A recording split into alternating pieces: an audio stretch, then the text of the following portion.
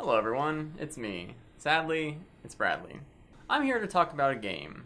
A game that released about a year ago for this thing and that thing. The game was called Eve Valkyrie. It was sort of a spin-off game for the Eve universe. Many PC players love that universe and those games. It's sort of like ship versus ship, build up your battalion and boom boom boom.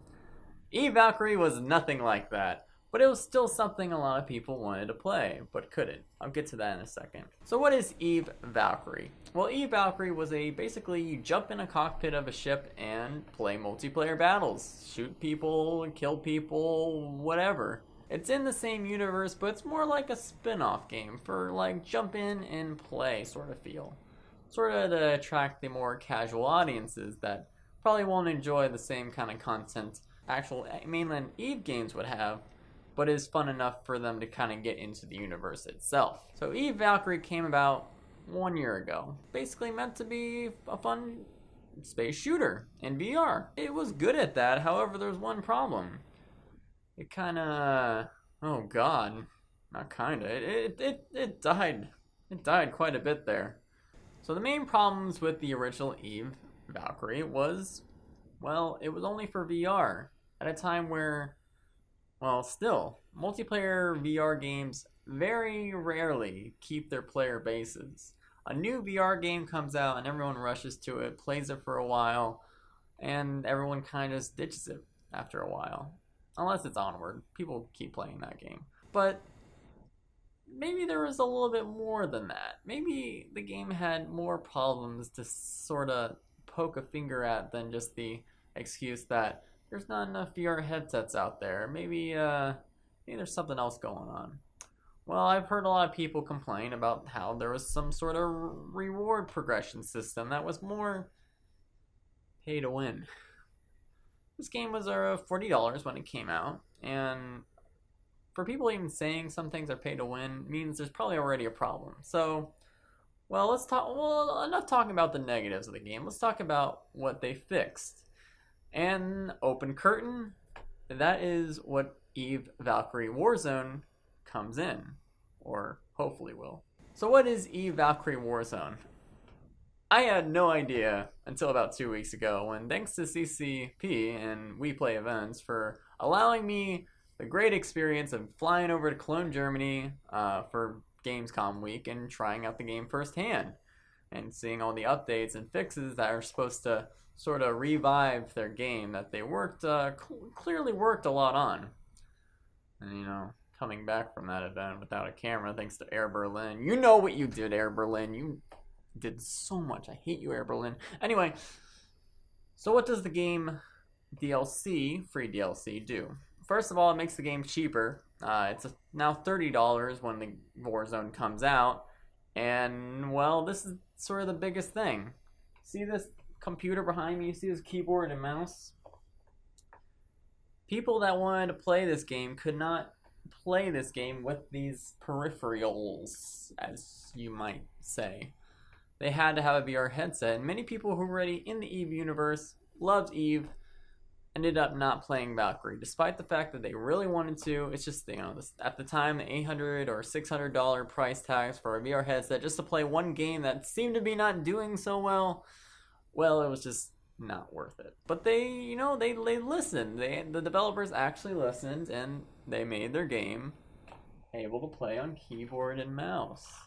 And it felt great. You know what's even better than just being able to play on keyboard and mouse is being able to play with other people that decide to still use the VR headsets. They didn't want to punish people for being early VR adopters, which is good. So basically, this is going to be a boost to the actual population. If people still want to play in VR, they still can, which is good because I really do believe this Warzone update where people will be able to play just with this flat screen, or on PS4, of course, if they want to play on their TV. It's adding support for that too. They can still play with friends or whatever that are playing with their VR headsets. From what I've seen, it doesn't seem like that anyone gets a sort of better experience or more of an edge in gameplay. It seems like both are kind of even in their own ways. It makes me imagine the future where possibly we have LAN events or LAN parties where, like, well, let's just say this game became esports or whatever. I don't really really think it will. But if it did, imagine if some people were just so used to playing in VR that they had to set up areas for the VR wanting players to play because they wouldn't be able to play on this. That would be really funny to me, actually. Some people are just sort of like doing this, and other people are like, zombie. That would be pretty funny, but it's a good thing that it's cross-play. I think that's really great. Now, even though that's the biggest highlight, there are a lot of changes that they seem to have made with their game. They completely overhauled their so-called progression and reward system. If you like Overwatch for loot boxes and, well, PUBG loot boxes, then you'll like this game. Basically, they're adding that and completely getting rid of the whatever system they had before it. Which, you know, might be, it's becoming a little bit more of a, what's the word, controversy these days. But the way I see it is this. You remember when we had season passes for literally every game, and we had to buy DLC packs for literally every game, and the DLC packs were mostly just like new levels for multiplayer or whatever it was, and maybe a story expansion pack, and you ended up pretty much paying double for the game that you bought when you felt like, some of this content should have been in there already. Well, I really do believe that the way the game industry is actually changing is for the better, because most of these sort of cosmetic only loot boxes things don't actually affect the content you have itself, in my opinion. Sure, you can say everything should be available, there should be no loot boxes or gambling systems, but we all know what the game industry is these days. It's not gonna happen. I pick one of the lesser evils, and I chose the cosmetic loot box thing. Anyway, they added those. You know, you have ship decals, you got avatars, whatever crap you want to make yourself look cool and be like, wow, you see that ship I have? And yeah, I like that, guys. I got it out of luck. I'm better than you. Then you can do that in this game. They also have a new sort of, it's like a RPG skill ladder thing that uses EXP to buy upgrades for your ship that you like the most. Let me get more into what I mean by that. So, this game was explained to me a lot like a Call of Duty sort of class system. I did not feel it was that at all, actually. I felt like it was more of a, well, I guess you can say Overwatch or MOBA type system. All the ships in the game had their own perks, like there were support classes, there were heavy classes, there were assault classes, there were blah blah infiltrator, whatever. My favorite was the ship that was like a glass cannon. It could go invisible, and then when it goes out of invisibility, you can charge up your laser and do a lot of damage with it. However, if you were seen or someone shot you a few times, you're going down like God knows what. So all these ships are kind of like everyone will have their favorite, or they'll always have a purpose. Some ships will counter others, like mine seem to be countered a lot by these heavy classes, because once I leave invisibility and charge up my laser fully, which would usually destroy a assault class in like a couple hits, well, it would just only be like nothing to the heavy ship, and he would see me and then kaboom. So it's also kind of neat that you can actually change your class in-game, kind of depending on what the situation needs. I had to change my class from the favorite class to another class because they all started picking the heavies and I couldn't do anything. So I would change to a heavy or a assault class. They had support classes, but when I tried them out, they felt very underwhelming. Maybe because this was such a casual play. Maybe if there's actual competitive play in the game eventually at one point, those will come into effect, but from what I've seen, they seem kind of useless to me. Each of them have their own difficulty star counters, and most of them seem to be kind of friendly to new players. Only a few of them were so-called difficult, and even then I didn't feel they were that difficult. I hope they add more difficult ones that feel more rewarding, because that's why I like the stealth class. It felt very difficult to sort of get into the right angles and the right learning your weaponry and your skills available and when you can use invisibility and when to know your cooldowns, and then when you blow someone else up, it actually feels very great. So let's say I really like this stealth class, but there's things that I want to make it better. Maybe I really love it so much I want to spend all my time upgrading it. Well, they have this system called something. They have a system where you can upgrade things with experience, like a skill tree in an RPG. A very basic skill tree in an RPG. Basically, you gain EXP by, playing these games, multiplayer games, killing things, doing really well. And at the end, you can go back to the main menu and upgrade your ships, which is, well, I'll get into that. So how do you explain, how do you get EXP mostly when you're a new player? Because let's think about a few games. Would it be really frustrating if an old player, or not an old, but a veteran player who's been playing for a while, has all their ships completely upgraded, they spend so much time, whatever. You know what I mean? There's always players like that. And then they match you with a new player who has none of these upgrades for their ships. Their ships are just the bare normal. Well, there's a system that kind of fixes this. They have seemingly cooperative against bots things where you kind of learn the game, and you can also keep gaining experience, not forever, is what they told me. You don't have to ever stop playing this so-called noob heaven, as I like to call. And this gives players a way to actually, if they're too afraid or too worried about, hey, this guy on the other team might have super upgraded ships or whatever, then they can just permanently play that, which is good, obviously, for reasons like, oh wow, this guy has a rocket launcher, I have a pistol, what am I gonna do? So that's good for that reason. Another reason why I feel this is a good system is it gives players a reason to come back, which a lot of VR multiplayer games don't really have at the moment, unless they're really compelling and addicting, like, some games like Onward.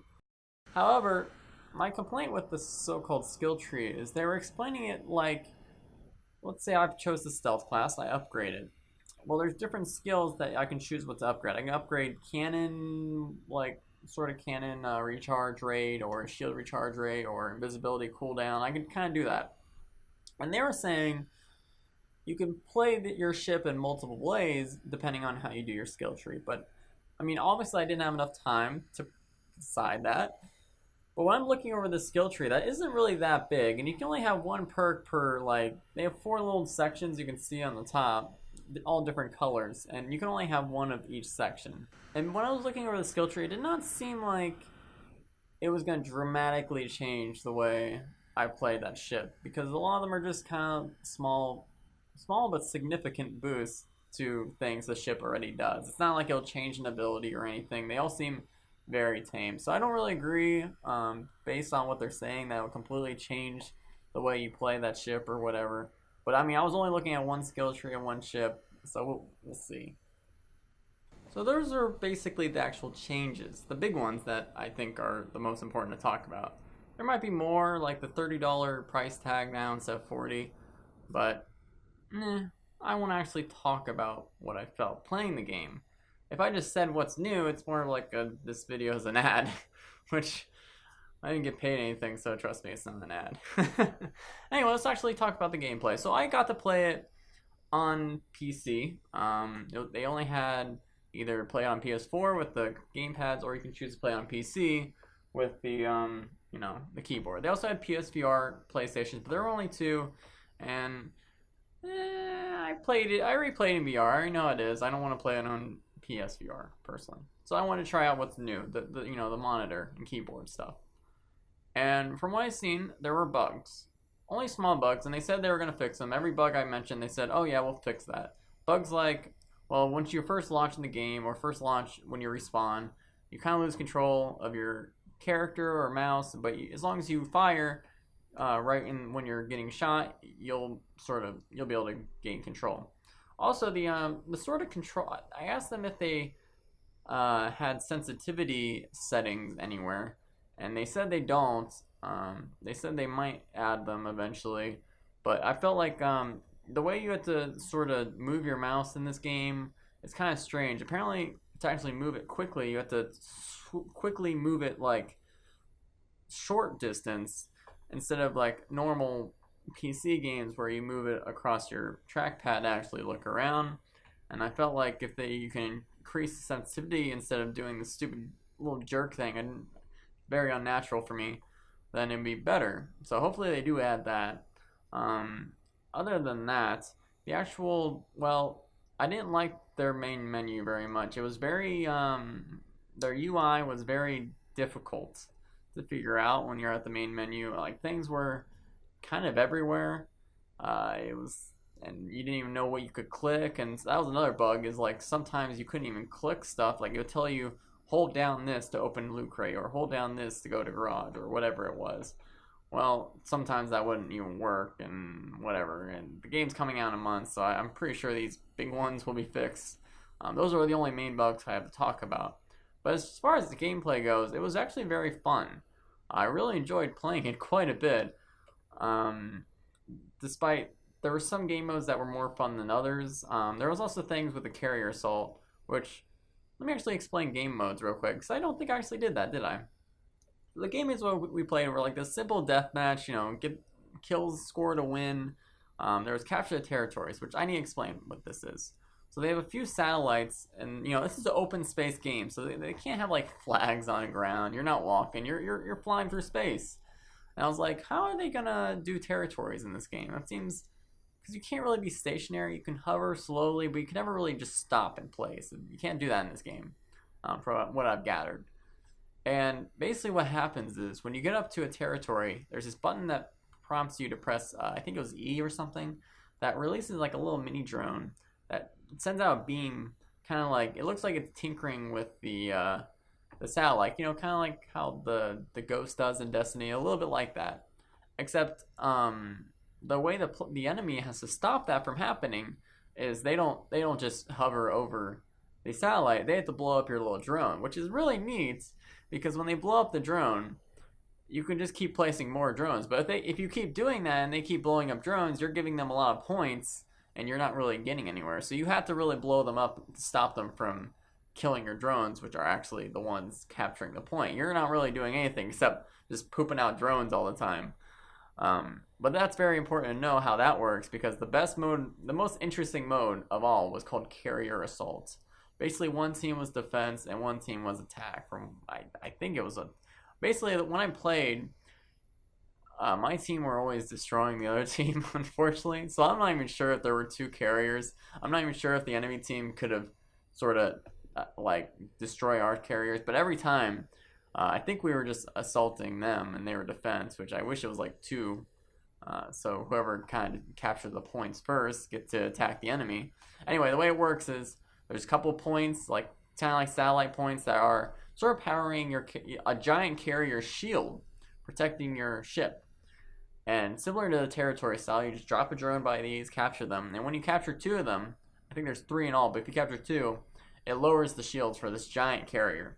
This giant carrier has turrets on it. It has like weak points, whatever, and you have to destroy these weak points on the ship, which were kind of difficult to find out first. That was very difficult. I hope they have more indicators of what you have to blow up, because trust me, the only thing pointing them was this little map on your bottom left, and it was very difficult to read that sort of 3D map. So they really need waypoints for that. Anyway, you destroy these weak points, and once your team destroys all of them, then they can get to the main generator, which is in the middle of the ship. So you get to actually fly into the ship like Star Wars trench.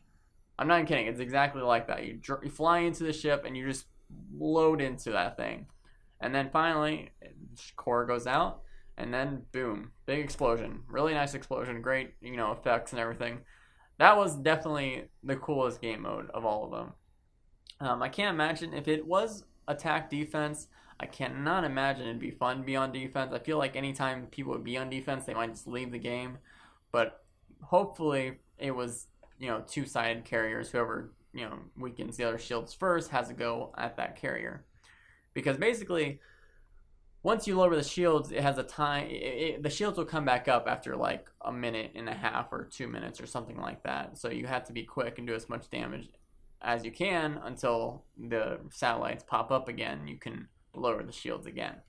Anyway, that was a lot of fun. The other modes were alright fun, but that one's the most fun. I do feel this game actually deserves some time to be looked at. I don't know if it's rude to ask this of people, but when the game does come out, it's $30, and if you don't like it, Steam refund's a thing. But I do think a lot of people will actually enjoy it. I really think it should sort of succeed because of the cross-platform thing is great, or cross-play between VR and non-VR, VR sort of has a problem with a lot of these enticing games. Like Hoverjuckers for example, was one of the most hyped up games before the Vive came out, and it was actually a really good game. It had great reloading stuff and everything. It was a lot of fun to play, but new multiplayer VR games came out, and when this happens, the base just kind of migrates. But I feel like this is a game, because of the crossplay, that actually can stay around for a while, and people with VR headsets can play that if they ever want to, and it's be a really enticing experience. Anyway, the rest of the video right here is just going to be straight up gameplay. If you want to watch any of that, then stay, enjoy it.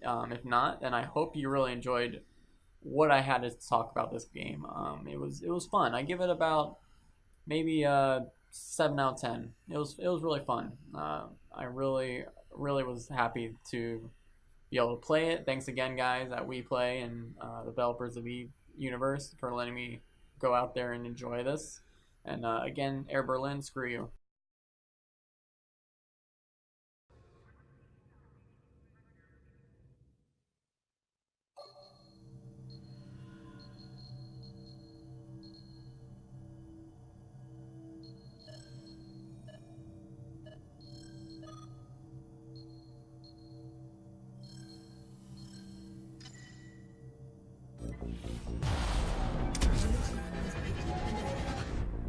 Fight to capture and deliver the relic, or stop the enemy from getting there first. Teamwork is key if you're going to make the drop in one piece.